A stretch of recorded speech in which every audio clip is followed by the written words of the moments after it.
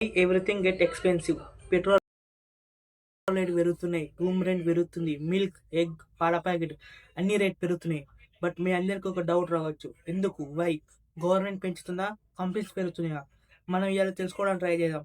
First అన్నిటికీ rate పెరగడానికి కారణం చాలా ఉన్నాయి. సో అన్నిట్లో మనం టాప్ డిస్కస్ చేద్దాం. ఫస్ట్ ఇది గ్లోబల్ రీజన్స్, గ్లోబల్ ఇన్ఫ్లేషన్. సెకండ్ది వార్స్. థర్డ్ది లోకల్ ట్రాన్స్పోర్ట్. ఫోర్త్ది రూపీ వాల్యూ డౌన్.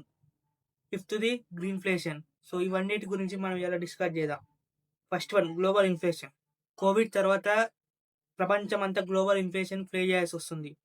ఎందుకు? కంపెనీ ఎంటీ ఫ్యాక్టరీస్ అవన్నీ ఏర్పడ్డాయి.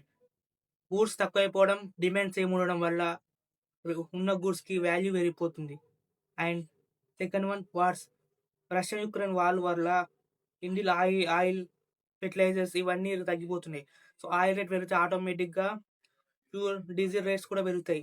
అవన్నీ పెరిగితే నార్మల్ బేసిక్ గూడ్స్ రేట్స్ కూడా పెరుగుతున్నాయి. And third, rupee value down అవ్వడం.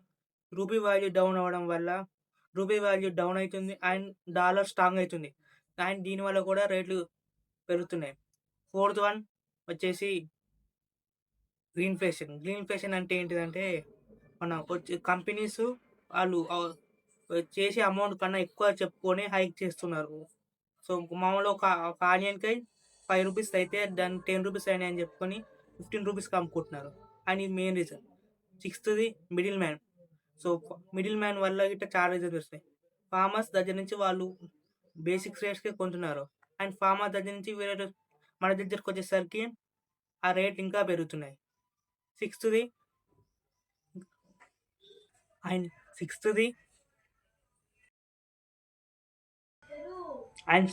Transport dependency. ఇండియాలో చాలా గూడ్స్ లారీలోనే ట్రాన్స్పోర్ట్ అవుతాయి.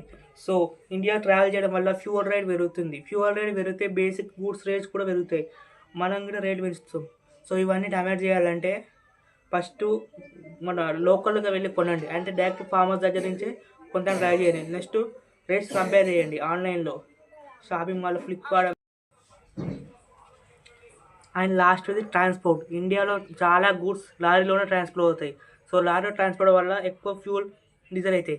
సో ఫ్యూల్ రేట్ పెరిగితే ఆటోమేటిక్గా మనం వాడే గూడ్స్, ట్రాన్స్పోర్ట్ అయ్యే గూడ్స్ రేట్స్ కూడా దాని మీద పడుతుంది. సో ఆ గూడ్స్ రేట్స్ కూడా పెరుగుతాయి.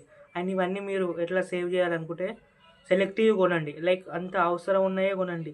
అండ్ ఆన్లైన్లో రేట్స్ కంపేర్ చేసి కొనండి. అమెజాన్, ఫ్లిప్కార్ట్లో రేట్ కంపేర్ చేస్తూ కొంత ట్రై చేయండి. అండ్ లాస్ట్ది ఈఎంఐలో జోక్ అసలు వెళ్ళకూరి, అది stress monthly. So next video అయితే మనం ఈఎంఐ గురించి చేద్దాం. సో ఈఎంఐ ఎట్లా యూత్ని డిస్ట్రాయ్ చేస్తుంది, ఎట్లా యూత్తో ఆడుకుంటున్నాను. అండ్ తర్వాత వచ్చేసి మీరైతే